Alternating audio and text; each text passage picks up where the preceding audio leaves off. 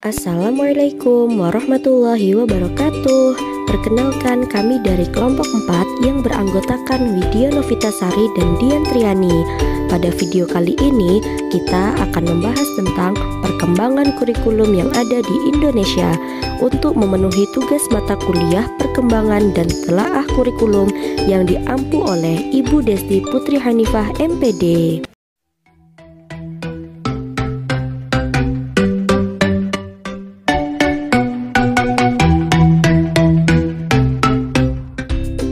Apa sih yang dimaksud dengan kurikulum? Secara etimologi, kurir berarti pelari, courier berarti lintasan lari. Dan kurikulum secara istilah adalah sejumlah mata pelajaran yang harus dipelajari oleh peserta didik dalam jangka waktu tertentu. Menurut Undang-Undang Nomor 20 Tahun 2003, yaitu seperangkat rencana dan pengaturan mengenai tujuan, isi, dan bahan pelajaran, serta cara yang digunakan sebagai pedoman penyelenggara kegiatan pembelajaran guna mencapai tujuan pembelajaran. Lalu, bagaimana sih sejarah perkembangan kurikulum di Indonesia? Mari kita bahas bersama. Sejarah kurikulum terbagi dua. Yang pertama, pra-kemerdekaan, dan yang kedua, sejarah kurikulum pasca kemerdekaan. Kurikulum pra-kemerdekaan terjadi pada saat zaman Jepang dan Belanda. Pada zaman Belanda, ada 3 sistem pendidikan. Yang pertama, sistem pendidikan yang diselenggarakan di pesantren. Yang kedua, sistem pendidikan Belanda.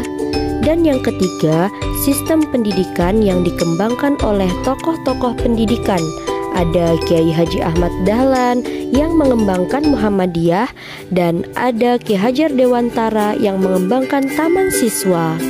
Kurikulum pada zaman Belanda didesain untuk melestarikan penjajahan di Indonesia dengan cara memasukkan budaya Belanda dalam kurikulum. Sedangkan kebudayaan Indonesia justru tidak masuk dalam kurikulum. Nah, selanjutnya, kurikulum pada zaman Jepang lebih berisi tentang doktrin, ideologi, dan prinsip dalam rangka memenuhi ambisi pembentukan Asia Timur Raya serta upaya persiapan prajurit tempur. Mari kita bahas kurikulum pasca kemerdekaan. Yang pertama, kurikulum rencana pelajaran tahun 1947. Pada kurikulum ini ada rencana pembelajaran sederhana, di antaranya daftar mata pelajaran, jam pengajaran, dan garis besar pengajaran. Kurikulum 1947 memiliki ciri khas loh. Nah, yang pertama, menaruh perhatian yang besar pada pendidikan kesenian dan jasmani. Selanjutnya, setiap mata pelajaran yang diajarkan dikaitkan dengan kehidupan sehari-hari. Pada kurikulum 1947, setidaknya ada 16 mata pelajaran yang diajarkan. Pertama, bahasa Indonesia, bahasa daerah, berhitung, ilmu alam, ilmu hayat, ilmu bumi, sejarah, menggambar, menulis, seni suara, pekerjaan tangan, pekerjaan keputrian, gerak badan, kebersihan dan kesehatan, didikan budi pekerti, dan agama. Kemudian ada kurikulum rencana pelajaran terurai tahun 1952. Kurikulum ini menguraikan lebih detail kurikulum sebelumnya. Dengan demikian, program-programnya tampak lebih rinci dan operasional untuk diaplikasikan. Kurikulum ini memiliki ciri khas loh. Yang pertama, silabus mata pelajaran sudah jelas. Kedua, guru mengajar harus 1 mata pelajaran. Ketiga, memberikan alternatif bagi siswa yang tidak melanjutkan SMP bisa ikut kelas masyarakat, yakni kelas dengan keterampilan kerja. Dan yang terakhir, sudah ada ujian negara yang digunakan untuk penentu kelulusan siswa SMP. Pada kurikulum 1952 terdapat beberapa kelompok pelajaran yang memuat beberapa mata pelajaran. Di antaranya kelompok bahasa yang memuat bahasa Indonesia, bahasa daerah, dan bahasa Inggris. Kelompok ilmu pengetahuan alam memuat ilmu alam dan ilmu hayat. Kelompok pengetahuan sosial memuat sejarah dan ilmu bumi. Kelompok ilmu pasti memuat berhitung dan ilmu ukur. Kelompok ekonomi memuat pengetahuan dagang dan hitung. Kelompok ekspresi memuat seni suara, pekerjaan tangan, menggambar, dan pendidikan jasmani. Kemudian ada agama dan budi pekerti. Kemudian kurikulum rencana pendidikan 1964. Adapun ciri dari kurikulum rencana pendidikan 1964 diantaranya mata pelajaran didasarkan pada disiplin ilmu sehingga menekankan pada pengetahuan anak. Kemudian memberikan perhatian terhadap kebutuhan dan minat anak didik sehingga pendidikan perlu mengetahui minat mereka sebelum meneruskan rencana pendidikannya. Dan yang terakhir, bahan pelajaran yang diajarkan menyesuaikan dengan berbagai nilai yang ada di masyarakat dengan pengaitan pada filsafat serta dasar negara. Pada kurikulum 1964 memiliki program berupa Pancawardhana yang berupaya membentuk keseimbangan jasmani dan rohani dalam 5 aspek, yakni perkembangan moral, perkembangan kecerdasan, perkembangan emosional dan artistik, perkembangan keprigelan tangan, dan perkembangan jasmani. Pada kurikulum ini jelas memperhatikan perkembangan anak. Kemudian ada kurikulum 1968. Tujuan yang diharapkan pada kurikulum ini adalah membentuk manusia Pancasila yang sejati. Karakteristik kurikulum 1968 yaitu berusaha memperkaya pengetahuan, kecerdasan, keterampilan, serta pengembangan fisik yang kuat serta sehat. Materi mata pelajaran cenderung lebih teoritis dan tidak begitu dikaitkan dengan keadaan nyata dalam kehidupan. Memiliki correlated subject curriculum, di mana materi ajar pada tingkat dasar berkorelasi dengan tingkat selanjutnya. Pendekatan pelajaran terpisah berdasarkan disiplin ilmu untuk jenjang sekolah yang lebih tinggi dari sekolah dasar. Pada level SMA kelas 2 ada penjurusan, yakni jurusan sastra budaya dan ilmu pasti pengetahuan alam. Dan yang terakhir, memiliki sifat politis atau mencabut pengaruh kurikulum yang diciptakan sebagai produk Orde Lama. Pada kurikulum ini terdapat 3 kelompok bidang mata pelajaran. Pertama, pembinaan jiwa Pancasila, memuat pendidikan agama, bahasa Indonesia, pendidikan kewarganegaraan, dan pendidikan olahraga. Selanjutnya ada pengembangan pengetahuan dasar yang memuat berhitung, pendidikan kesenian, pendidikan kesejahteraan keluarga, dan ilmu pengetahuan alam. Dan yang terakhir, pembinaan kecakapan khusus memuat pendidikan kejuruan. Kemudian kurikulum 1975. Pada kurikulum ini pertama kali terlihat dengan jelas tujuan pendidikan.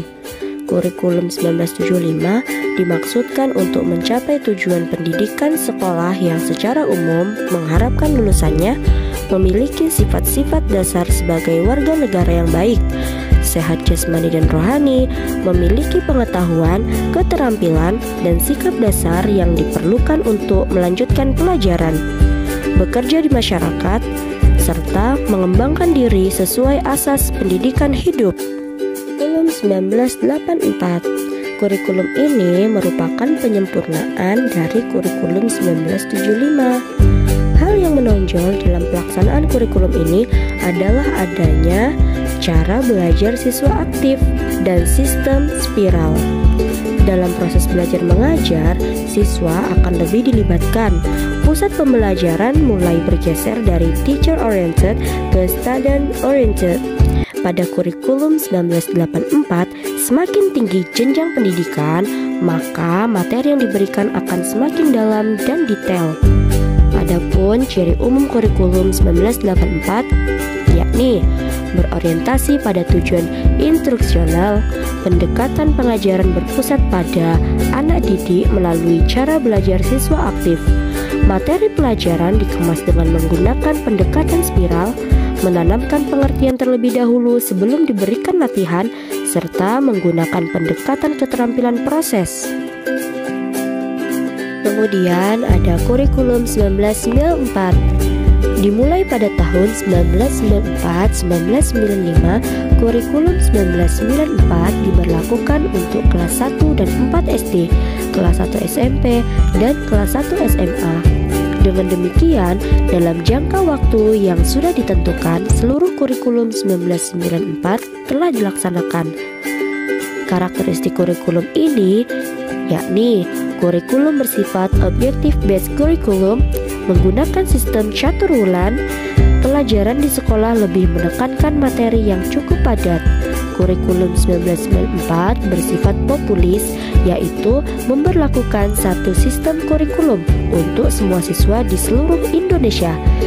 Dan yang terakhir, dalam pelaksanaan kegiatan, guru menggunakan strategi yang melibatkan siswa aktif belajar, baik secara mental, fisik, maupun sosial. Selanjutnya, kurikulum berbasis kompetensi 2004 yang berorientasi pada hasil dampak yang diharapkan muncul pada diri peserta didik melalui serangkaian pengalaman belajar yang bermakna dan keberagaman yang dapat dimanifestasikan sesuai dengan kebutuhannya. Secara khusus, model pembelajaran matematika dalam kurikulum tersebut mempunyai tujuan seperti melatih cara berpikir dan bernalar dalam menarik kesimpulan, mengembangkan aktivitas kreatif yang melibatkan imajinasi, intuisi, dan penemuan dengan mengembangkan divergen, orisinil, rasa ingin tahu, membuat prediksi, serta mencoba-coba, mengembangkan kemampuan memecahkan masalah, serta mengembangkan kemampuan menyampaikan informasi atau mengkomunikasikan gagasan. Selanjutnya ada kurikulum tingkat satuan pendidikan atau KTSP tahun 2006 yang disusun oleh satuan pendidikan dengan memperhatikan karakteristik daerah dan peserta didik. Visi pokok dari otonomi dalam penyelenggaraan pendidikan bermuara pada upaya pemberdayaan terhadap masyarakat daerah untuk menentukan sendiri jenis dan muatan kurikulum, proses pembelajaran, dan sistem penilaian hasil belajar guru dan kepala sekolah. Kemudian kurikulum 2013. Penekanan pada kurikulum 2013 adalah pada peningkatan dan keseimbangan soft skill dan hard skill siswa yang meliputi aspek kompetensi sikap, keterampilan, dan pengetahuan. Adapun karakteristik kurikulum 2013 yaitu menuntut kemampuan guru dalam pengetahuan dan mencari tahu pengetahuan sebanyak-banyaknya, karena siswa zaman sekarang mudah mencari informasi dengan bebas melalui perkembangan teknologi dan informasi. Siswa lebih didorong untuk memiliki tanggung jawab kepada lingkungan, kemampuan interpersonal, antarpersonal, maupun memiliki kemampuan berpikir kritis, memiliki tujuan agar terbentuknya generasi produktif, kreatif, inovatif, dan efektif. Khusus untuk tingkat SD, pendekatan tematik integratif memberi kesempatan siswa untuk mengenal dan memahami suatu tema dalam berbagai mata pelajaran. Serta di tingkat SD, pelajaran IPA dan IPS diajarkan dalam mata pelajaran bahasa Indonesia.